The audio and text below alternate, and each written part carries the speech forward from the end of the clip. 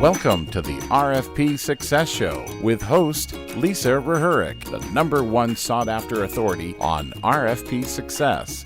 Each week, we bring you information, strategies, or resources to help you win more business through RFPs and have a little fun doing it. Let's get this week's episode started. Hello and welcome everybody to the RFP Success Show podcast. I am your host, Lisa Rehurik, founder and CEO of the RFP Success Company. Today I've got for you Ronnie Moore, and Ronnie is a proposal coach, and really what she's been a renowned communications trainer, speaker, and author, and she brings her unique blend of subject matter expertise, which is written and spoken communication, and more than 1,200 presentations. I mean, that's a lot, you guys, to the proposal arena. She's been around and doing this for a while. She's going to bring some great expertise. She has helped teams win government and commercial contracts in excess of $1 billion and has worked with clients nationwide, helping them craft RFP compliant and well-written proposals, slides and other materials and all that stuff, presentations and things that we've got to do to win the business, right? She is an expert in plain language, which is something we're going to talk about today.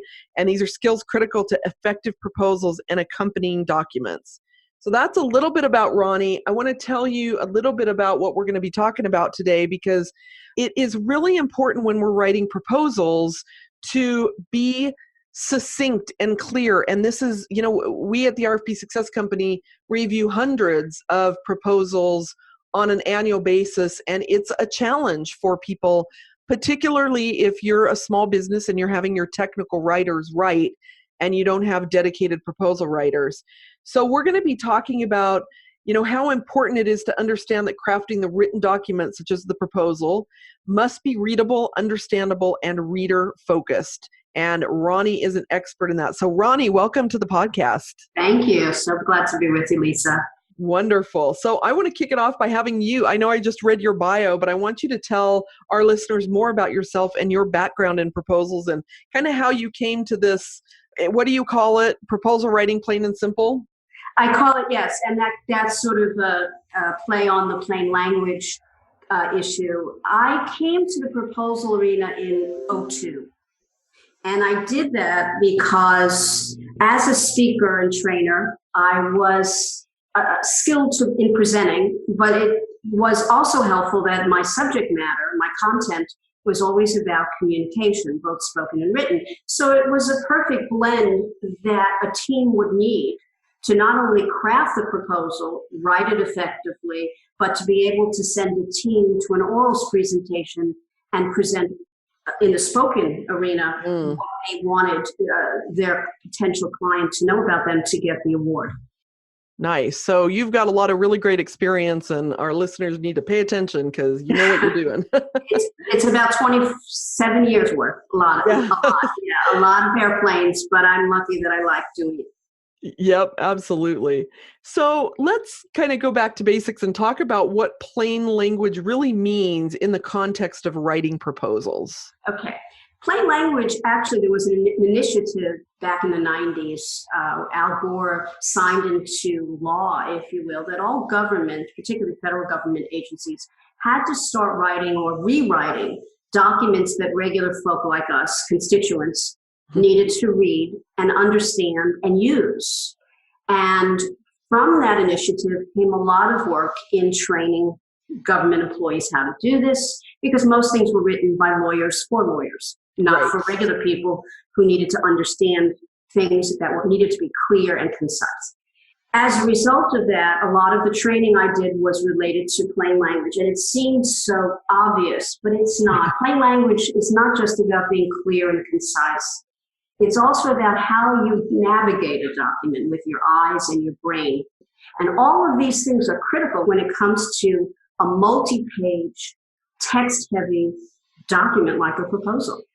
What do you mean by navigating with your eyes? Well, for example, one of the things that I teach teams is how people's eyes, how readers' eyes and brain work when reading a document, how the eyes scan a page, for example, whether it's on screen or on hard copy. I'll give you one quick example. Perfect. We understand that in a proposal, sometimes you are bound by the constraints of an RFP. So if it tells you you have to do it in this font, you do it in this font. And we all understand that in the proposal world. But for example, putting a header or subhead in the form of a question, unless there's a law that says you can't, is far more effective, because when readers, your evaluators, are reading a proposal, they're reading it to get their questions answered. Right. So when you treat your subheads like questions and then the content underneath answers that question, it's much more in sync with the way the brain is operating as it reviews your text. Nice. You know what? I love that idea too of doing a question as a subheader. And just to kind of piggyback on what you're talking about with the plain language, one of the things that I always say is, you know how there's all those dummies books out there? I mean, there's hundreds and hundreds of them. And it's all because we are all a bunch of dummies when it comes to a subject that we don't know. So while I appreciate that there's more to plain language than just the languaging itself, I mean, we really do have to make it concise and succinct, because the person on the other end isn't going to be able to consume that information as the technical expert that's writing it can. Well, and keeping in mind too that, as you well know, a proposal evaluation team may have 5-6 people on it. 1 or 2 of them may be the engineers or the other technical people. You've got an HR person on there or a finance person on that team who is not going to have the same questions nor the same level of technical acumen. So you have to write to them all. Yeah. Yep, that's so true. And, the other thing is, with some of the bigger proposals that I work with, particularly in the consulting or technology arena, we have several subject matter experts that have to contribute to the writing. So if we've got to do that with the experts, then think about it from the reader's perspective. There's no way that they know everything in that proposal if your experts don't even know everything in that proposal. So that's right. And one of the many, many challenges is being able to take all of those, I call that contributory expertise, is what you're talking about, is taking all of that and then developing a proposal that speaks to a reader in one voice. Probably the hardest thing for non-professional writers to do.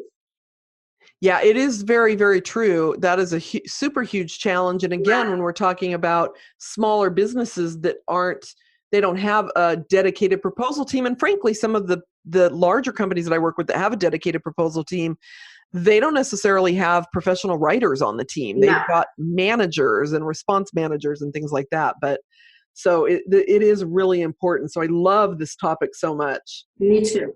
What is the biggest mistake that you see people make in proposal writing when it comes, around proposal writing?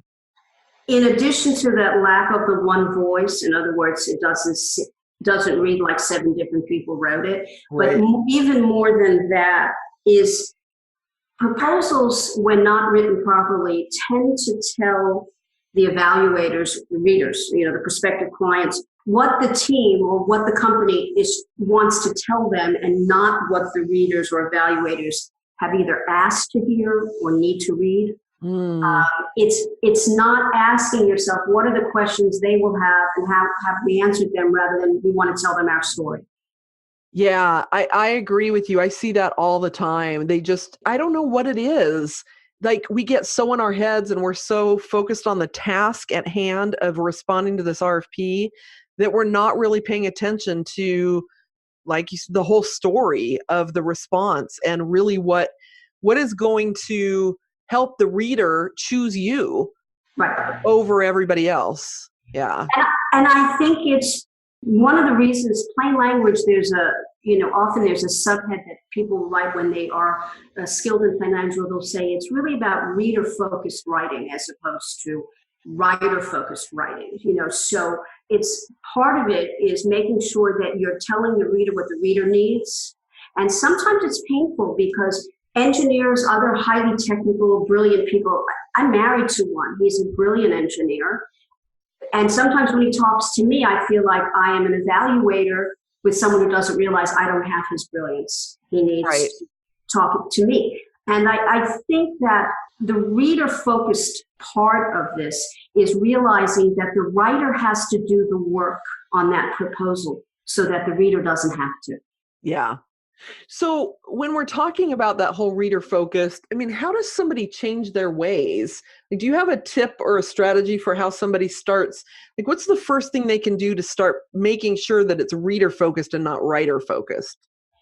The first thing, if you don't change anything else, or you just, this is not your, the time doesn't allow you to take, years of training, I would say, ask yourself, in addition to being compliant to the RFP, which is a given in the proposal world. Right.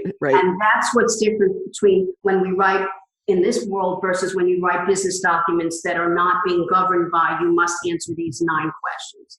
But in any world, you have to ask yourself, is this document sufficient and relevant? And I'll give you an example. Okay. Sufficiency means everything necessary is in there. And in the proposal world, that's pretty easy to determine because you have to be RFP compliant, right? Sufficiency is everything necessary in there, meaning is it in the proposal? Okay. Relevance is everything in my proposal necessary?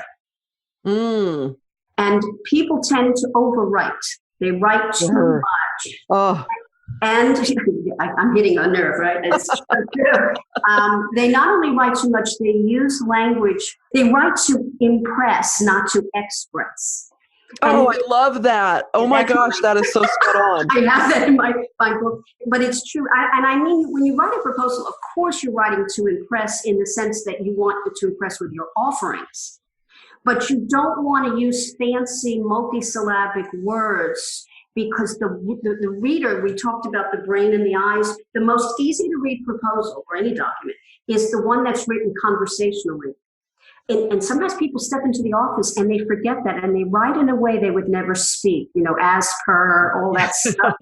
I would never say, Lisa, as per your email, I'll meet you for lunch. I would never talk that way.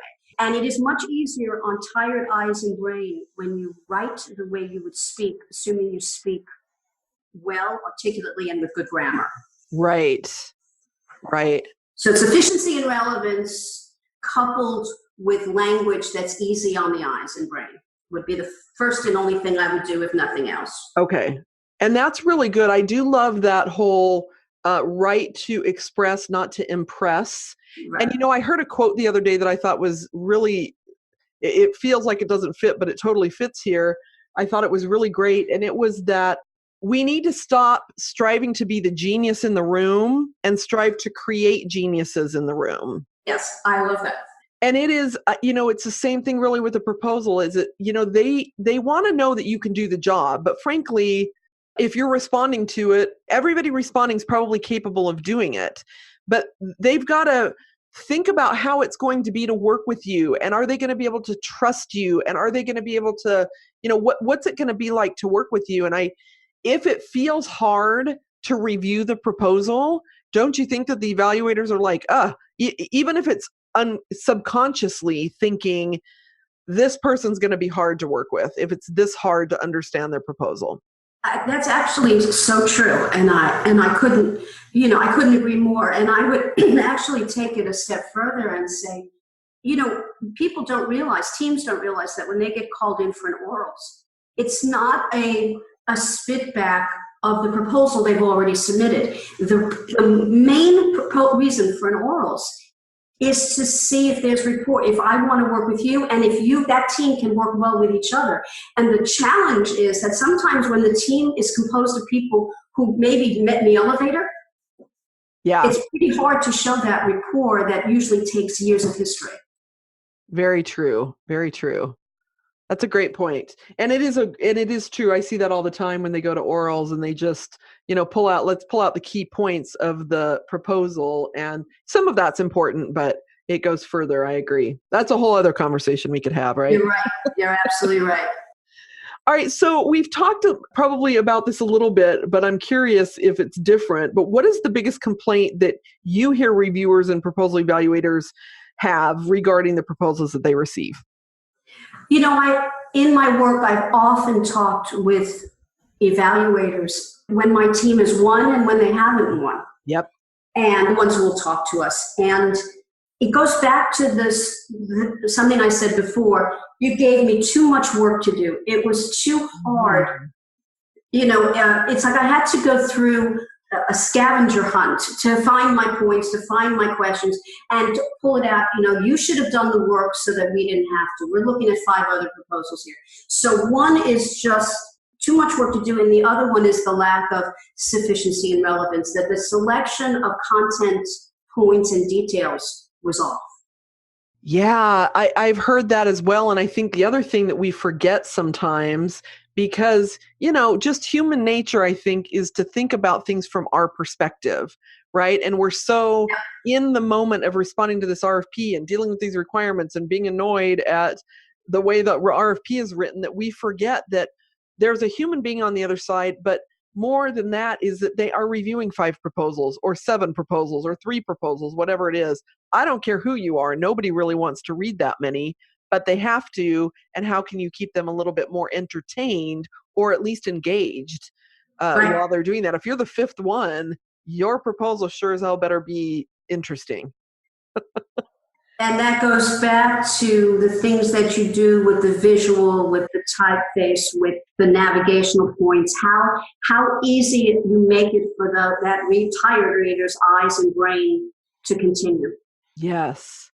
The other thing that I want to tell you, because I ask anytime I meet a reviewer or an evaluator, I ask them, what's your biggest pet peeve? So I ask this question all the time, and what you hit on was always one of them. The other thing that they tell me all the time, and I'd love to get your thoughts on this as well, is that they just don't answer the question. Yes, and that would probably fall under the lack of sufficiency. In other words, they either talk around it. Yes. Or they answer or it. They leave it out.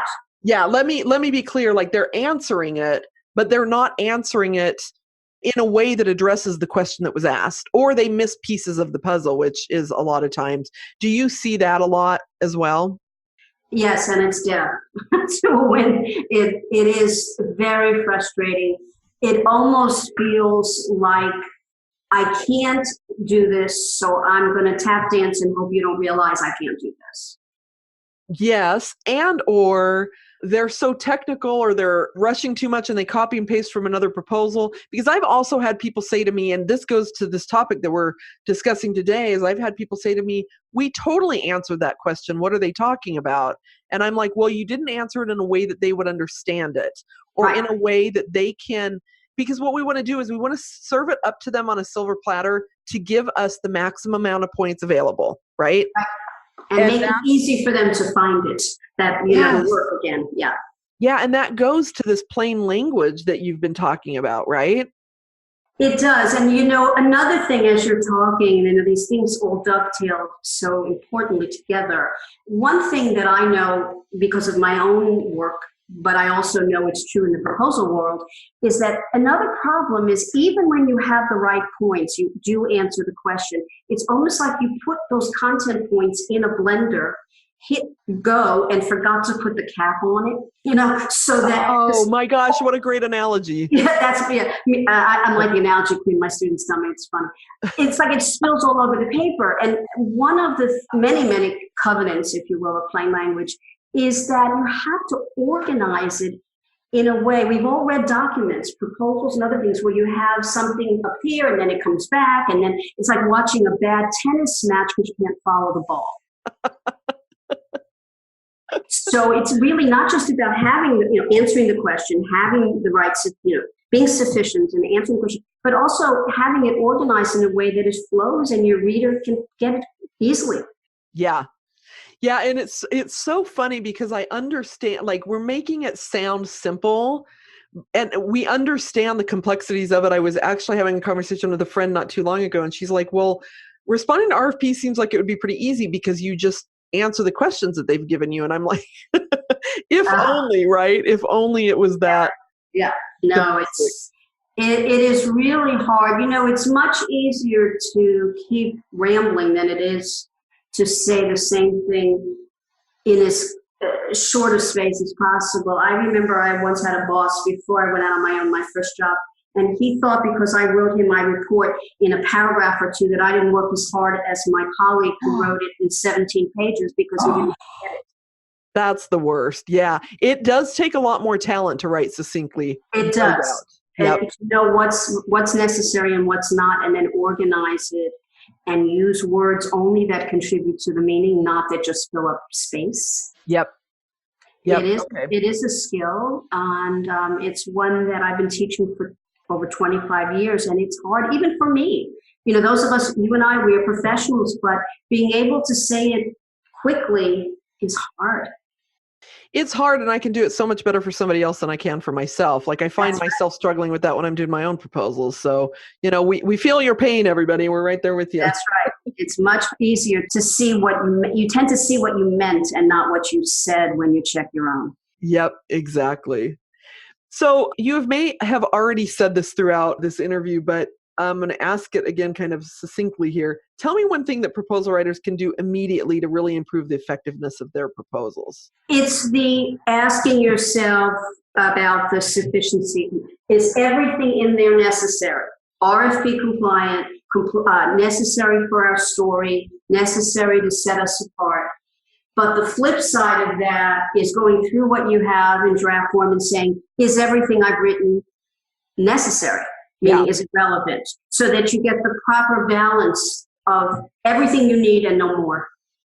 Yeah, they don't want any more. It's the only way that they can truly evaluate. I mean, there's a way to put some additional thoughts in there to show that you're going to add extra value or that you can maybe introduce them to some new things, but you got to be really careful because the evaluators are really evaluating, they're trying to evaluate apples to apples to apples. And when we put in all those other bells and whistles, it messes with their ability to do that. And it goes to what you were saying earlier is if you make it too hard on them, they're going to be annoyed.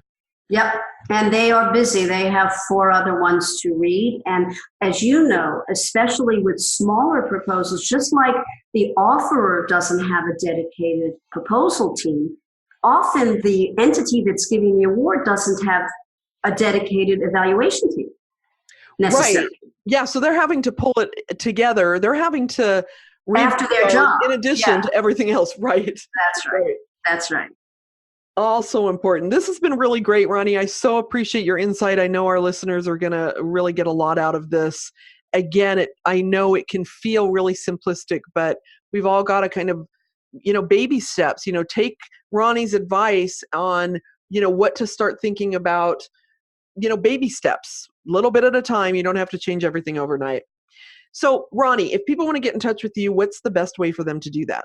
The best way would be to email me at Ronnie, RONNIE, at whydidisaythat.com, just like you're asking the question, WHY. And if you're interested, you could also contact me through the website, which is whydidisaythatbook, BOOK.com, whydidisaythatbook.com. And you have a book, obviously, and it's called Why Did I Say That? That's the name of the website. I know, I love that. Tell us a little bit about the book. The book is not related necessarily to the proposal world. It's about spoken communication and conflict resolution, primarily written for the workplace, although the skills will help you in your personal life. Yeah. And it's just the common human problems we have with other humans and how to communicate better to hopefully improve and save relationships, personal and professional. Ah, beautiful. Well, the communication guru, she knows what she's talking about. Check out her book and definitely take her advice because she knows what she's talking about. She's been around for a long time and it's all the same stuff that I hear. So listeners, please make sure you start thinking about your writing in a different way. And I really love that express versus impress and your relevance and sufficiency. So Ronnie, thank you so much for being our guest today. We greatly appreciate you being on and I really enjoyed talking to you. And I've loved it too. Thank you, Lisa. All right. Take care. Bye. You have been listening to the RFP Success Show. Again, I'm your host, Lisa Reherik, and we look forward to having you back here again next week. You have been listening to the RFP Success Show with RFP expert Lisa Reherik, author of the RFP Success book. If you haven't subscribed to the podcast yet, make sure you click the subscribe button so you don't miss a show. And thanks for spending time with us today.